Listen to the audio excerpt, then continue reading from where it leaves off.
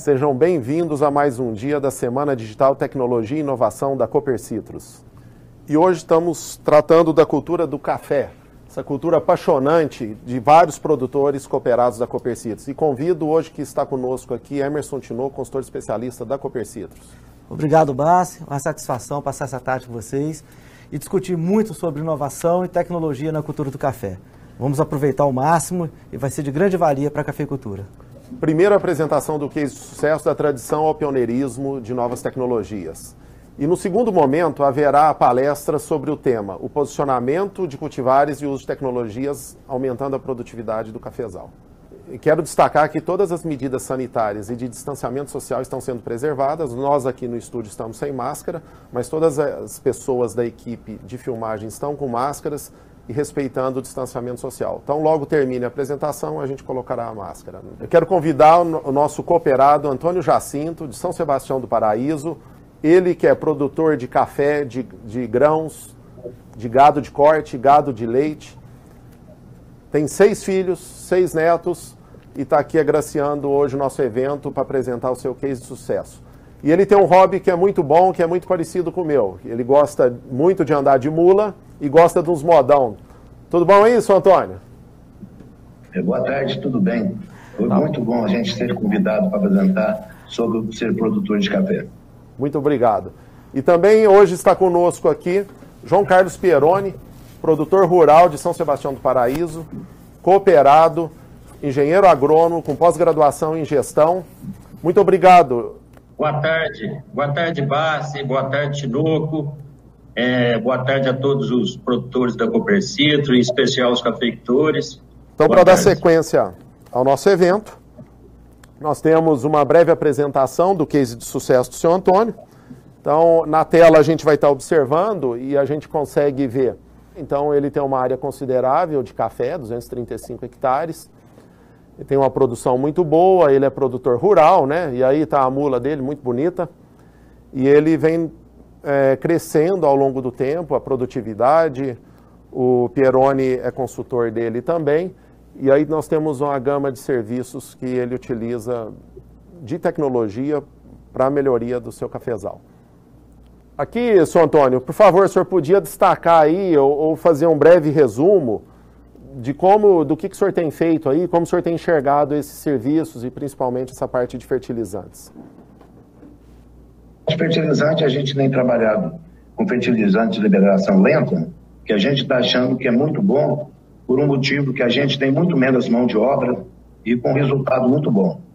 Eu acho que a tecnologia moderna mudou muito, porque você tem muitas vantagens com esse adubo de liberação lenta. A gente pode adubar uma vez só e a gente tem um resultado muito bom. Nós temos mais uns pontos aí, o próximo slide, por favor, que o senhor destacou para a gente. Falando sobre a economia, né? Economia de adubação. A economia é muito vantajosa porque você tem menos mão de obra, as máquinas trabalham muito menos, com muito menos combustível, então não tem compactação de solo, então ajuda demais da conta. Essa adubação a tecnologia nova para adubar uma vez só, com liberação lenta, ela funciona muito bem. Então, Jacinto, boa tarde. Queria fazer uma pergunta para você, que é um idealizador, sem sombra de dúvida, um pioneiro nas inovações dessas novas tecnologias na nossa região. Obrigado aí para sempre divulgar, sempre estar de porteiras abertas para os vizinhos crescerem e aprenderem novas tecnologias. O que eu queria um comentário do senhor. Em relação ao clima, onde você vê a maior vantagem de utilizar um fertilizante de liberação lenta, Antônio Jacinto? Boa tarde, Tinoco. Uma pergunta muito boa. Principalmente esse ano, que nós estamos um ano aí de clima muito difícil, muito pouca chuva. Esse adubo é um adubo, por causa dessa liberação lenta, você pode fazer uma adubação com sol e você não tem perca de nitrogênio. Você, colocando essa adubação, você fica tranquilo. A hora que a chuva chegar, o adubo está no solo, o resultado vem, você não tem perca nenhuma. Isso que é o mais importante do adubo com liberação lenta. Ô, Tonho, mais um comentário seu que eu achei interessante, a gente conversando no campo, você até me ensinou isso aí e alertou. Você já usa há vários anos consecutivos. Então, quando você utiliza o fertilizante de liberação lenta há mais de um ano, você vê melhoria na lavoura, no solo, pelas análises que você tem feito sempre com georreferenciamento, a lavoura monitorada. Você tem notado essa diferença, essa vantagem desse fertilizante? É uma coisa pergunta muito boa, porque a gente tem observado que a lavoura que é adubada com esse adubo, no ano seguinte, por causa dele ser uma lenta, principalmente, ele fica com resíduo. E você, quando vem as primeiras chuvas, a lavoura já está começando a ter resultado. Então, a gente tem observado muito que a lavoura que é adubada com esse adubo e as outras lavouras que não é adubada de vizinho, a lavoura começa a fazer vegetação muito mais cedo. Ô, Tony, mais uma pergunta que é interessante, que até os vizinhos que me questionaram, vizinho lá do Viramundo, na Mumbuca, me questionou essa semana. A nível de distribuição, a sua equipe de campo tem conseguido trabalhar igual ao fertilizante convencional? Ou seja, o fertilizante de formulação, de liberação lenta, a formulação dele possibilita a gente trabalhar de forma bem uniforme também? Nossa, é a mesma coisa, que é um adubo granulado com a expressão dele muito boa. Ele não tem problema nenhum. É um adubo que trabalha normal, igual aos outros, mesma coisa. É um adubo, eu acho até mais fácil do que os outros, porque ele é um adubo bem sequinho. O senhor Antônio, o senhor está mostrando aí no slide a questão de esqueletamento. O senhor pode falar como que está sendo essa prática, como que o senhor evoluiu, para onde o estágio que o senhor está hoje, os benefícios que o senhor está tendo? Hoje a pessoa tem que esqueletar a lavoura. A lavoura, geralmente, eles falam muito. A lavoura, um ano ela veste, o outro ano ela veste o dono. Então, se você faz o esqueletamento, você ter safra zero, você ajuda demais da conta na mão de obra, você tem um custo muito menor e com uma produtividade muito maior. Então, Jacinto, até fazendo nossas visitas no campo, eu observei que você toca de uma maneira diferente o esqueletamento. Então, o esqueletamento seu é um pouco mais curto, né? A gente fala um pouco, chama de esponte. E você também tem deixado muito o ramo principal, para o geotrópico, né? Você não tem feito poda dele, você tem feito uma poda mais curta, deixando o ramo principal. Confirma, Tony? Eu acho melhor um esqueletamento. Depende muito da lavoura. Tem lavoura que você pode fazer esqueletamento só de ponta, só desponte. Mas as lavouras que é uma lavoura velha, que tem os troncos, as varas mais grossas, você tem que fazer o esqueletamento mais curto e você tem umas varas muito mais compridas na próxima safra e com muito mais roseta de café. Então, acho que a produtividade aumenta muito. Esqueletamento mais curto, eu acredito, nas lavouras de primeiro esqueletamento, é importante ser mais curto, em torno aí de 30 a 40 centímetros. Isso. Então, em lavouras mais adultas, mais eradas, né, que tem um ramo muito comprido, você corta 30 a 40 centímetros. E naquelas que foram esqueletadas pela segunda vez, como que você procede? Dependendo do jeito da lavoura que está, eu já faço só desponte, porque aí ela já tem vara que vai produzir café. Então, a gente tem que acompanhar muito a lavoura, o resultado do esqueletamento. Mas o primeiro esqueletamento tem que ser de 30 a 40 centímetros. Beleza. Ô, Tony, só para deixar bem claro e nivelar com todo mundo que está nos acompanhando, quantos por cento das suas lavouras você tem trabalhado com safra zero? Mais ou menos, um percentual. Quanto a participação de cada talhão que você tem feito aí? Tinoco, eu estou começando com a safra zero, eu quero chegar a 50%. Mas eu estou fazendo mais ou menos em torno aí de 25% a 30%. E vai ser o primeiro ano que eu vou ter safra com esqueletamento. Já esqueletei várias vezes, mas não fazia safra zero. Agora, a partir desse ano, se Deus quiser, eu quero fazer safra zero, porque eu estou vendo um resultado muito bom. Ô, Tony, só para tirar uma outra dúvida também, o pessoal sempre questiona. Você vai conseguir equilibrar a uniformidade da bienalidade do café, ou seja, vai conseguir ter uma produção mais estável, adotando a safra zero? Só você começar a pegar os talhão de café e fazer uma manutenção deles, e vendo que você consegue fazer 50% da sua safra com esqueletamento e 50% sem, você vai ter uma produtividade todo ano, mais ou menos, baseando todo ano com a mesma quantidade, dependendo muito do clima, né? Ô, Tony, agora fazendo uma ligação entre o fertilizante de liberação lenta e o safra zero. É mais tranquilo trabalhar com esses fertilizantes nessas lavouras que foram podadas, com esqueletamento ou desponte?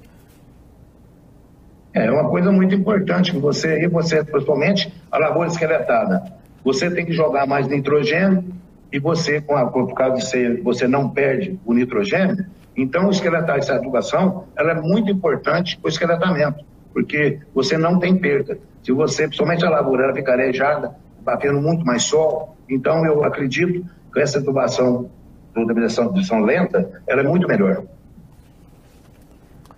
Muito bom, senhor Antônio. Então aqui, como a gente está falando de tecnologia, então nós tratamos de duas tecnologias, na verdade, nesse momento, né?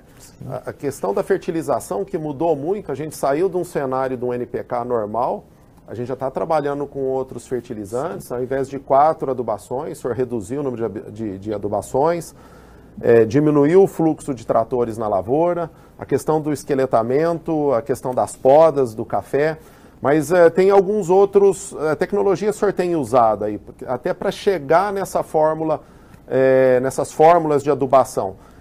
Dentro da amostragem de solo e desse entendimento da compreensão do solo aí, o que o senhor tem feito e como o senhor tem enxergado e de forma prática, o que isso tem trazido para a lavoura de café do senhor?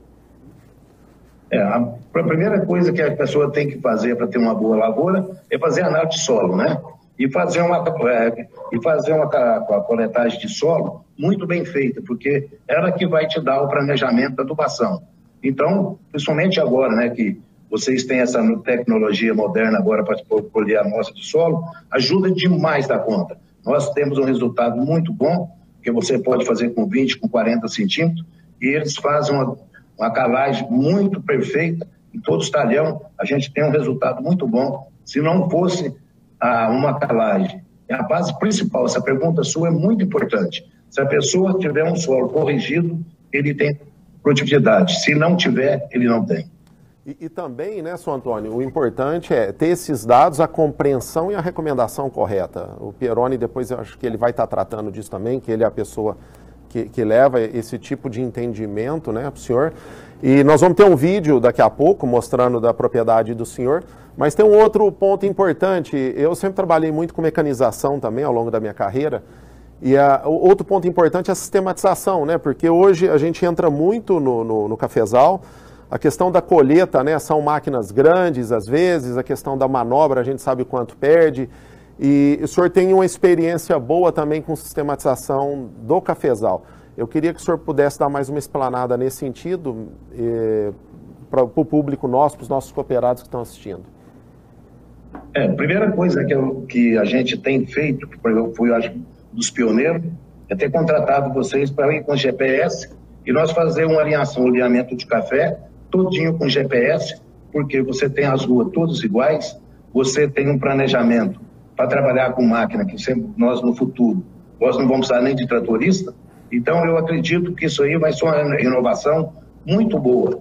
Então do café que é alinhado, e o aproveitamento também, né? Você tem muito mais planta por hectare, você não tem perca, você acerta tudo que uma lavoura dentro de uma área que você precisa. Muito bom, senhor Antônio. Obrigado. Então agora eu vou pedir para a gente apresentar o vídeo da propriedade do senhor Antônio. Ele tem uma fala, o vídeo ele é muito bom, eu gostei muito do vídeo e eu acho que vai contextualizar bem tudo aquilo que já foi dito aqui. E muito obrigado, senhor Antônio. Continue conosco aí, vamos ver o vídeo.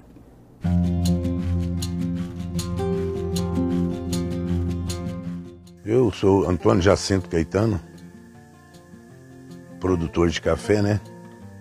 Aqui na região de São Sebastião do Paraíso.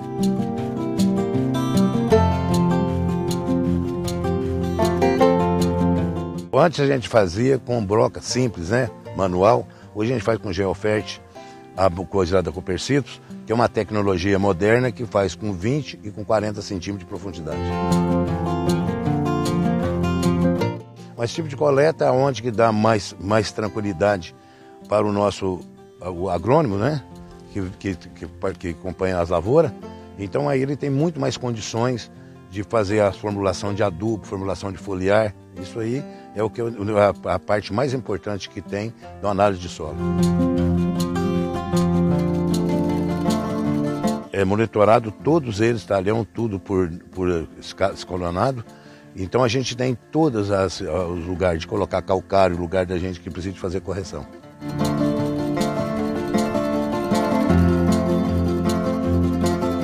Depende muito, né, do resultado do análise, aí a gente vê qual a necessidade que a lavoura está necessitando. A maior vantagem que tem é o alinhamento do café, que você não perde espaçamento, são espaçamentos iguais, e você tem muito mais plantas por hectare. Você sabe toda a quantidade que o terreno oferece, você tem todo aproveitamento. Aí já é uma coisa assim que o GPS antes já faz um mapa, né? E você tem toda a dimensão das ruas, que aí não existe erro. É feito já um mapa antes de plantar o café.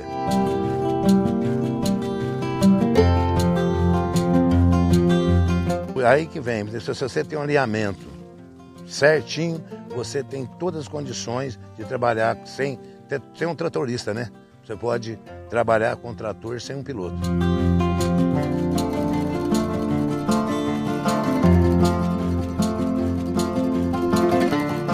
A diferença é toda, você pode fazer qualquer talhão de café que você vai ver uma nota mais ou menos entre de 5 a 10% de aproveitamento mais de condições de plantas por hectare. Eu tenho feito com adubo de liberação lenta, né?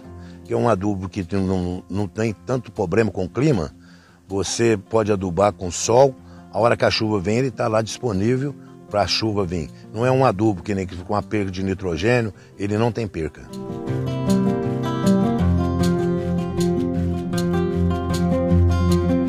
Eu trabalho com matéria orgânica, né? Porque a matéria orgânica ela faz parte, que a auxiliação do adubo é a matéria orgânica. Se você tem uma matéria orgânica, você segura a umidade, é onde o adubo tem muito mais potencial para fazer funcionar.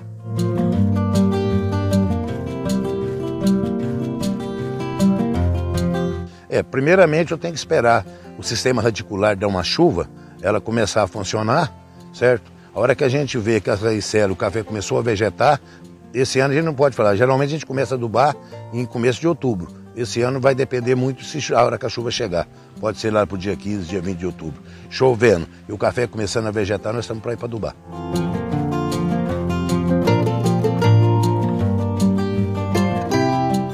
Uma lavoura dessa aqui com alta produção, o que a gente tem que fazer? Você faz uma adubação, depois você faz uma análise foliar e vê o que vai necessitar, você faz uma complementação. Eu repito, o mesmo adubo, dependendo do jeito que for, a gente só muda a forma do adubo com mais potássio ou menos potássio.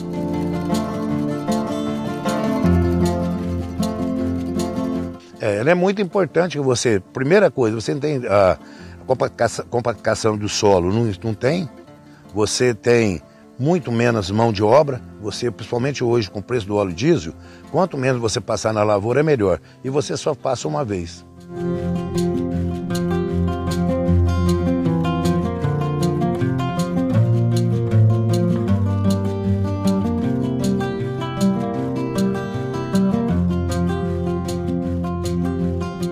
Primeira coisa é acreditar em Deus e pedir para Deus ajudar a gente. Segundo, levantar de manhã. Porque quem levanta de manhã, geralmente bebe água limpa. A gente fazendo isso aí, outra coisa, tem que gostar. Você tem que gostar do pé de café. Como se fosse, eu acho que o pé de café é um ser vivo igualzinho um ser humano. Então a gente precisa sempre estar junto com ele, conversando com ele para produzir bastante.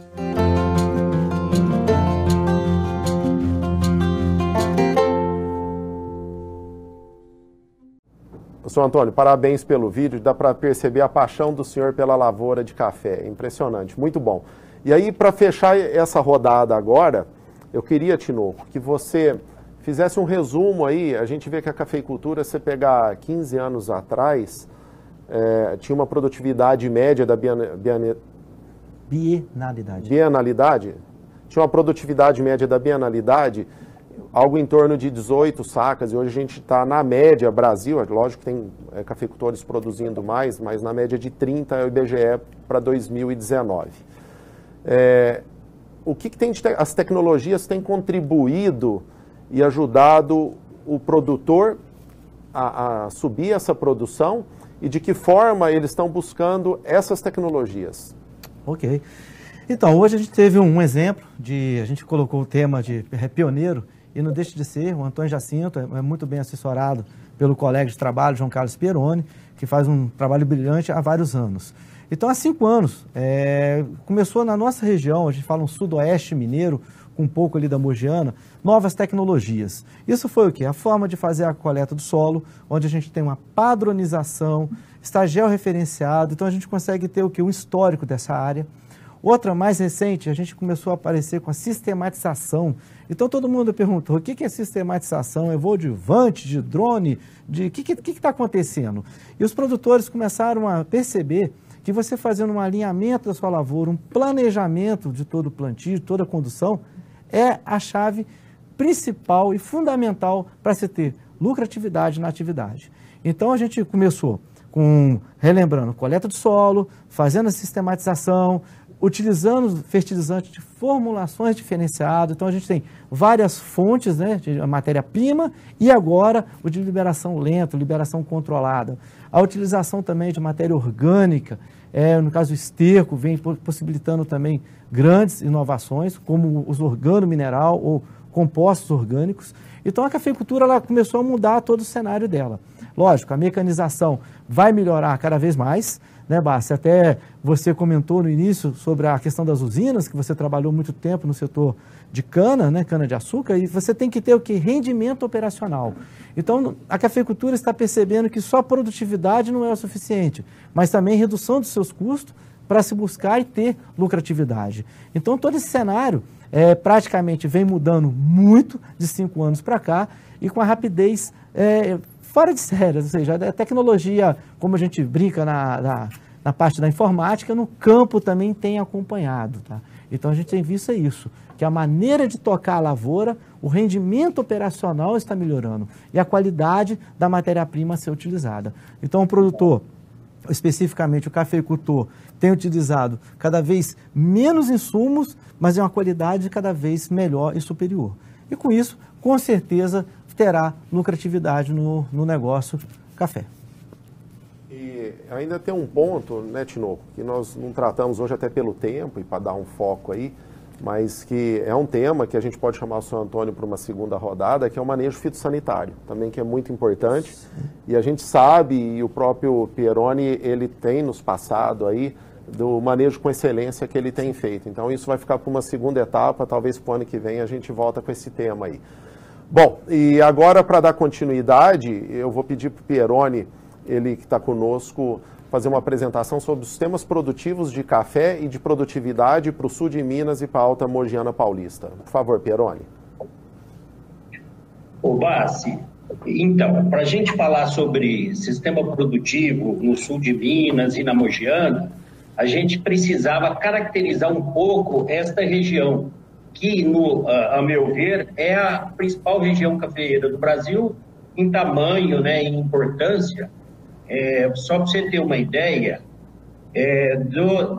da produção de 2020, né, que foi que a Conab já falou que foi a produção total de 61 milhões de saca, em torno de 22 milhões nessa região do sul, sudoeste de Minas e Mogiana. Então, nós estamos falando aí de 35%, né, mais de 1/3 da produção de café do Brasil. E se nós formos falar só em arábica, que é uma região predominantemente arábica, nós podemos falar que ela é quase que 100% de arábica, nós estaríamos aí falando de 47 milhões de produção no Brasil, e aqui, então, nós estamos produzindo 22 de 47, então nós já vamos aí para quase 50%, 45% da produção de arábica do Brasil. E de Minas, mais de 60%, 33 milhões a produção de arábica de Minas, e aqui, então, com 22 seria 60. Então, olha a importância. Agora, para a gente falar do sul, sudoeste de Minas, para você ter uma ideia da dimensão e do setor produtivo, que eu acho que a gente engloba todos os tipos de produção que tem no Brasil. Por quê? Porque essa região, ela está instalada em cima quase que totalmente do bioma Mata Atlântica. E um pouquinho aqui para cima, mais ao norte e tal, é na zona de intermediária, aí, zona que vai passar de Mata Atlântica para Cerrado. Então, Bassi, para você ter uma ideia, o que caracteriza o bioma Mata Atlântica? São topografias mais acentuadas, né? Maiores declividades e solos mais ricos. Então, essa região que pega principalmente a Serra da Mantiqueira, nós temos muito pequenos produtores e produtores com tecnologia mais manual. Porque por causa da declividade, eles são impedidos, às vezes, de usar muitas máquinas. Eles fazem uma cafeicultura semi-mecanizada. Utilizam muito as maquininhas manual para colheita, porque o maior peso do custo de produção realmente é a colheita de café. E aí eles têm regiões que fazem uso de motos adaptadas, cooperativas que dão apoio nesse sentido. É a região que está as grandes cooperativas de café do Brasil, é a região que tem aí uma característica de pluviosidade, de regime de chuva bom, em torno e médio, aí, em torno de 1.500 milímetros. Então, a irrigação ela é pouca, ela acontece mais nessa fase de transição que eu falei para você aí, que é entre Mata Atlântica e Cerrado, que aí já pega mais aqui o norte da Mogiana, mais essa região nossa do sudoeste.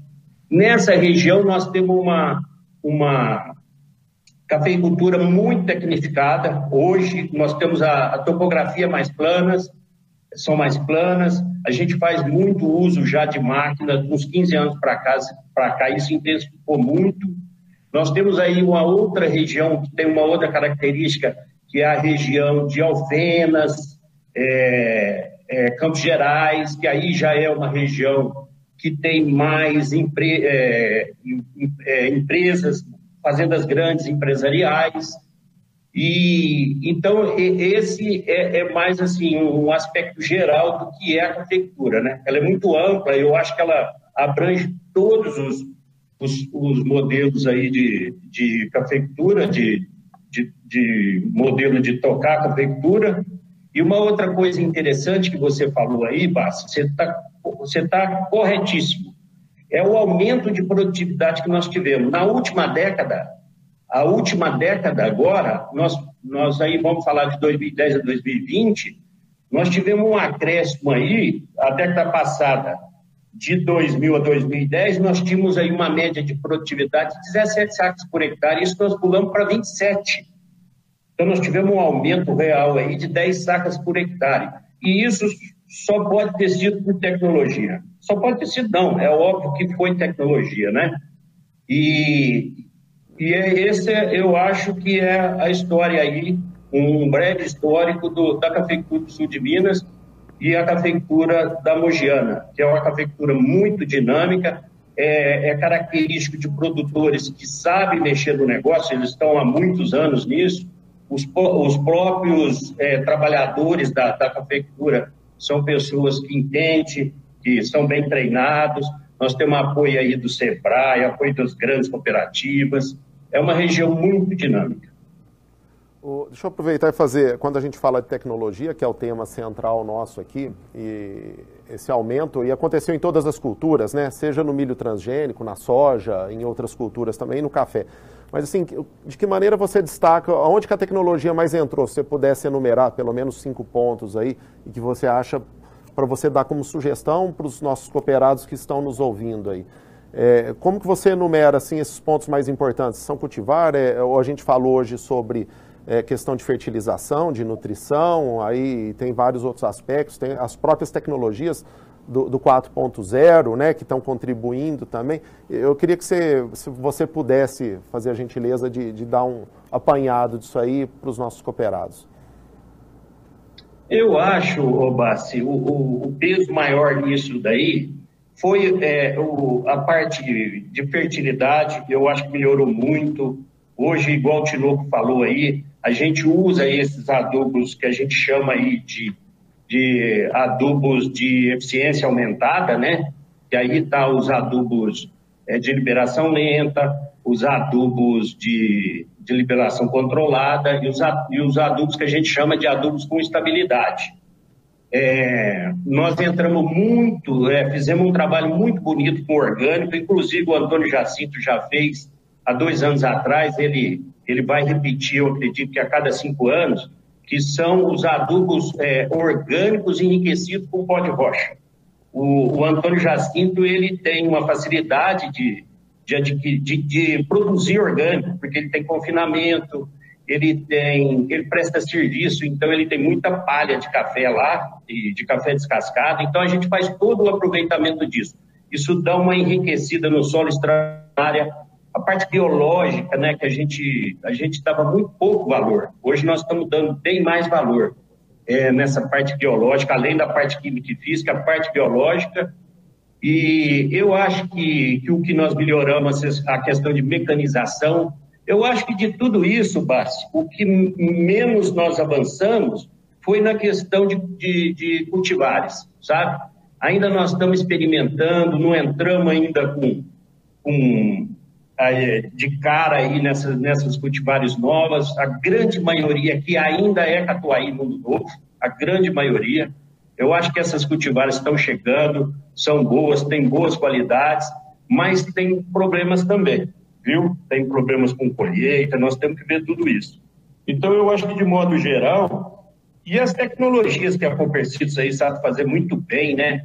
Que é a parte de sistematização, coleta de solo com GPS, as carretas que joga aí as doses na dose certa, olhando aí a necessidade da planta por grid. Então, eu acho que isso a Copercitos faz muito bem, está trazendo muita tecnologia para nós e está nos ajudando muito, viu? A parte de sistematização, a gente já fazia, mas uma sistematização mais caipira aí, feita no computador, a gente mesmo, mas agora a Copercitos chegou aí com tudo o programa inteligente, e a gente tem deixado aí por conta dela, e é isso aí. João, é um prazer estar falando com o senhor, tá? Com todo o respeito aí que eu tenho, pela admiração do tempo de estrada que nós temos junto. E uma pergunta que várias pessoas me fizeram, e falou assim, eu pergunto o João Carlos Peroni, pede para tirar essa dúvida da gente, pelo amor de Deus.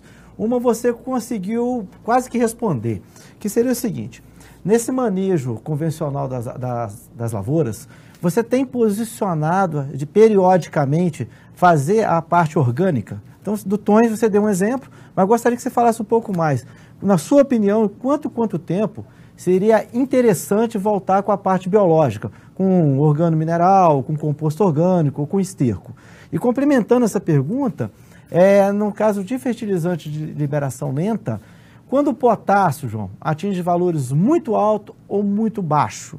E uma outra, para você aproveitar o gancho e numa leva só, quando a produção a gente erra na estimativa, ou seja, estamos estimando uma adubação para 80 sacos por hectare e vem 100, ou 60 e vem 80, quando a produção é maior do que o fertilizante de liberação controlada, lenta, a gente aplica. Então, gostaria de saber de você isso, nessa parte de orgânico, de vida do solo, quanto tempo você dá essa reciclada nesse material, no solo, essa vida, e o fertilizante, quando a gente erra aí, graças a Deus, errar a previsão de safra, né? Ou seja, a previsão ser maior do que a gente imagina. Como você tem feito esses ajustes? De novo, a parte orgânica que eu falei do Antônio Jacinto, que a gente fez o organomineral enriquecido com pó de rocha, esse nós temos feito com um intervalo aí de 3 a 5 anos, mas a parte orgânica, com esterco aí semi-estabilizado, nós temos feito todos os anos em todos os produtores, de preferência, todos os anos. Nós temos uma vantagem muito grande aí, que é aí a parte biológica, a parte de fósforo, né? A gente tem conseguido aumentar os fósforos. Nós temos a característica nossa aqui, são ladossolos muito argilosos, com a condição de sequestro de fósforo, aí, de absorção de fósforo muito grande. E com o orgânico a gente tem conseguido subir bem o fósforo sem esses problemas. E mais outras grandes vantagens, que aí é o efeito do ácido úmico e ácido fúlvico aí, dando vigor, dando enraizamento, a parte biológica, que é muito importante. Então, eu, dentro das minhas recomendações, eu tenho aí recomendado bastante os orgânicos. De um modo geral, a maioria dos meus produtores tem usado. Aí é claro que a gente tem um desconto aí para esses nutrientes que ele fornece, né? Ele não está indo lá de luxo, não. Ele é descontado nisso. Agora, a segunda pergunta sua é sobre... Esqueci. O fertilizante de liberação lenta, quando a gente erra a nossa estimativa de safra. Então, a gente faz um cálculo para 60 sacas e vem mais. Essa é uma desvantagem do liberação lenta. Por quê? Porque normalmente a gente faz o planejamento para o produtor adquirir isso numa melhor época. Normalmente maio, junho, aí ele precisa estar adquirindo, que aí as épocas boas de comprar adubo aí, nas trocas da Copercitos, né, nos barter, nas feiras. Então aí a gente já faz um planejamento com a expectativa que a lavoura ela está naquele momento, né? É claro que a gente usa o histórico dele passado, né? Qual que é a média de produtividade, o que ele iria produzir. Agora, uma das coisas que a gente tem feito, Tinoco, é fazer mesmo os adubos de liberação lenta ou de eficiência aumentada, dividir em duas. O Antônio já se divide em duas, a maioria divide em duas. Então, os outros adubos convencionais a gente faz 4 parcelamentos, o de liberação lenta a gente faz 2, faz 60% agora, para depois, se houver algum problema e com as análises de folha na mão, a gente faz essa correção. Deixa eu fazer uma pergunta para o senhor Antônio Jacinto. Senhor Antônio, eu queria que o senhor desse uma explanada para nós. Ali dentro da fazenda, a questão dessa dinâmica da compostagem, como que o senhor trata disso? É muito complexo, eu já trabalhei com compostagem, eu sei alguns gargalos que tem, mas assim, como que o senhor trata do pátio de compostagem, a questão da decisão do NPK mesmo, ou seja, do liberação lenta, como que essa dinâmica dentro da fazenda e da visão do senhor como produtor nesses dois aspectos aí? O senhor por gentileza, poderia explanar para nós?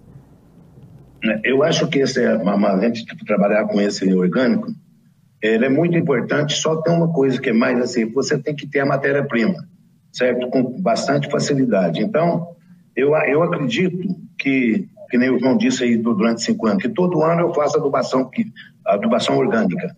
Mas essa relação que a gente faz desse adubo, a gente tem um problema muito sobre as rochas, sobre as que a gente vai colocar, são umas coisas um pouquinho mais difíceis para a gente conseguir.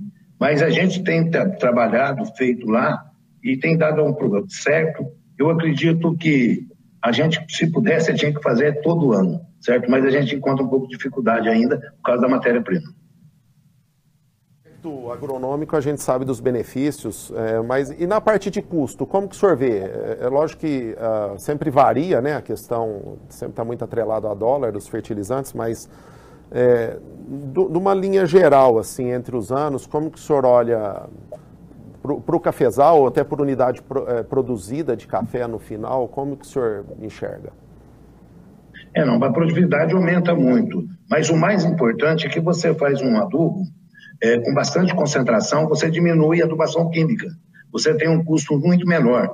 Então, se você tiver matéria-prima e pudesse fazer todo ano, você tinha uma economia muito grande de adubo químico. Então, eu penso muito em aumentar meu confinamento, para mim ter matéria-prima todo ano, para mim poder fazer esse adubo todo ano, para mim diminuir, porque o custo da lavoura só dá lucro se você diminuir o custo. Não é só a produtividade que dá lucro. Se você não adianta produzir muito café com um custo muito alto. Então, se você conseguir fazer um adubo, que é adubo orgânico, na fazenda, você tem uma lucratividade muito maior. Mas Jacinto, Tinoco, é só uma dúvida, porque às vezes alguns produtores não entenderam. O seu composto orgânico, o que é a base, Tony? É do confinamento, mas o trato do gado, e qual é a base que você usa no piso do chão para fazer esse composto? Eu trabalho com os pesos do confinamento, né? Que é o esterco, e a palha de café, que é muito importante. E outra coisa, aí nós, com o meu técnico, que é o doutor João, né? Ele passa para mim qual as rochas que a gente necessita para a gente fazer a composição do adubo, e a gente adquire elas. Então faz uma coisa, juntando tudo, você faz um adubo com bastante base dentro do aproveitamento do químico. Essa palha aí, Tony, você aplica agora após o benefício do café, né? E você deixa lá um ano para no outro ano fazer a aplicação. Fala a questão de data, só para quem está nos assistindo conseguir entender do confinamento. Isso aí que você falou, uma coisa que a gente tem que fazer. Principalmente a palha de café. Você tem que aguardar a palha de café de um ano para o outro. Porque para você fazer uma matéria orgânica dessa, você tem que ter pelo menos uns 4, 5 meses dela estar curtindo. Você entendeu? Você jogando água, curtindo, para chegar no estágio de maturação para poder dar certo. Então, a gente tem que guardar a palha de café de um ano para o outro e o esterco do confinamento, não. Isso você já pode jogar direto. Então, a dificuldade que a gente encontra um pouco é em armazenar essa palha de café de um ano para o outro. Ô, João, só complementando, você que é o doutor da história, né, João? Engenheiro agrônomo responsável pelo Tony Jacinto. E aí, fala pra gente, assim, sinta-se à vontade, mais de falar da parte mais técnica do que comercial, né? Qual é a base do pó mágico aí que você coloca, João? Tem trabalhado com um pouco de micro também. Dá uma explanada pra gente. Qual pó mágico é esse, João? Fala com o segredo aí, João Carlos. O Tinoco Bassi, eu queria deixar também bem claro que quando o produtor nos procura para dar consultoria, a gente faz todo um estudo prévio, né, de qual situação que ele se encontra, produtividade, custo, para a gente decidir o que a gente vai fazer, qual que vão ser as orientações. No caso do Antônio Jacinto, ele tem uma particularidade. Essa área de café dele está distribuída em 4 propriedades distantes uma da outra. E a concentração dele, tanto de máquina quanto de mão de obra, é em uma propriedade. Então, quando eu comecei a dar consultoria para ele, o que a gente verificava? Ele tinha um gasto muito grande com óleo diesel. Ele desloca muito, porque ele tem que ir para frente do trabalho, fazer tudo aquilo, voltar e ir para outra. Ele tinha um pouco mais de funcionário. O Tony tem um problema também, ele não gosta muito de ver o dinheiro guardado, ele gosta de gastar.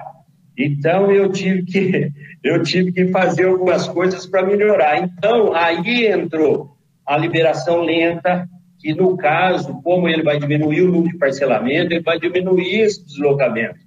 No caso que nós estamos introduzindo também o Safra Zero, é para esse motivo. O Tony falou aí que a Safra Zero aumenta a produtividade. Não é bem o caso. Ou ela vai manter ou ela vai diminuir um pouquinho. Só que ela diminui o custo aí em torno de 20%. Por quê? Porque uma das operações muito caras é colheita, é passar a máquina, passar a varredeira num lugar que tem muito pouca safra. Então isso para nós acaba atrapalhando. E outras atividades que a gente fez para que ele tivesse aí a produtividade que a gente acha que é uma produtividade adequada aí para ele ter uma rentabilidade boa e também ter um custo compatível com o ganho que a gente quer ter. Então, deixar isso claro que nem todo produtor, eu não tenho aí uma receita de bolo para todo mundo. Esse foi o caso do Antônio Jacinto, mas eu uso outros tipos de adubo. O orgânico eu uso para todo mundo, mas ele tem essa facilidade, viu? E agora, Tinoco, o pozinho mágico aí é análise de solo, análise de folha, né? Análise de solo para você ver o que é necessário. Aí a gente dá importância para todos os macros e micronutrientes, sem exceção, para ter aquele nível que a gente acha aí, que é o nível de equilíbrio entre eles. E também, Tinoco, é a análise de folha, que depois de alguns parcelamentos, no caso, quando é convencional, depois de 2 parcelamentos, a gente faz aí também, de novo, confere aí aquela previsão, se é correta, se ela está correta ou não, se precisa de alguma modificação, e a análise de folha vai ela vai mostrar para nós se aquele ano está com algum problema de absorção de algum nutriente, de que jeito que a gente vai agir, viu? Então, fazendo assim que a gente consegue consegue as produtividades que a gente almeja e os custos que deixa para nós aí uma rentabilidade mínima para a gente sobreviver no negócio. João, o senhor Antônio, ele falou com relação a ter alta produtividade e com custos menores, né? Então, a gente falou de sistematização, que isso melhora, dá uma harmonia para todas as operações mecanizadas, e aí chega na colheita, assim, para você falar para os nossos cooperados, quais são os principais cuidados que a gente tem que ter na colheita, seja na colheita, na regulagem da máquina, pós-colheita. Isso também é uma coisa que vem evoluindo muito nos produtores de café. Eu gostaria que você pudesse dar uma palavrinha sobre esses cuidados e qual a sua recomendação. Bassi, excelente pergunta. Se você não tivesse feito, eu acho que eu não teria lembrado. Uma das coisas que eu tenho notado é o problema que está acontecendo com as lavouras, a estrutura da planta, é a regulagem de colhedeira. Colhedeiras mal reguladas, nós entramos muito aqui com duplicação das varetas, dobramos o número de varetas, e eu não sei se isso foi uma boa coisa ou não. E o que nós estamos notando é o seguinte, eu tenho notado isso demais. As lavouras de café estão perdendo muito a ramificação lateral, a ramificação secundária. E ramos laterais em café, se ele perdeu, ele não tem mais, ele não vai fazer esse ramo lateral mais. O pragiotrópico, sim, mas o ortotrópico, sim, os pragiotrópicos, não. Então, eu acho que nós temos feito poda para dar uma melhorada nesses problemas, mas eu acredito que nós vamos ter que fazer uma poda que eu não gosto de fazer, que é a recepa. É uma poda que ela demora muito a voltar à produção, o custo é maior, mas nós vamos ter que entrar muito nesse tipo de poda por causa de problema de colheita, regulagem de máquina e a eficiência dessas máquinas que nós estamos tendo aí. E agora a questão de colheita, o Bassi, é o seguinte, a gente tem observado, no caso do Antônio Jacinto, que faz qualidade, ele faz café descascado, a gente precisa aí entrar o mais rápido possível. Tem algumas alternativas para isso, mas é entrar porque ele precisa colher o maior número possível de grão-cereja. Ele faz café descascado, ele tem um melhor preço nesses cafés descascados, então a gente faz rápido. A gente tenta fazer rápido a colheita. O ideal é que a colheita todinha se processe em 90 dias. Mas para conseguir mais cereja, a gente precisa diminuir isso para 70 dias. E o Antônio Jacinto, como ele é prestador de serviço, isso é particular dele. Ele tem uma estrutura muito boa, uma estrutura grande, tudo, que não é o normal para todos os produtores.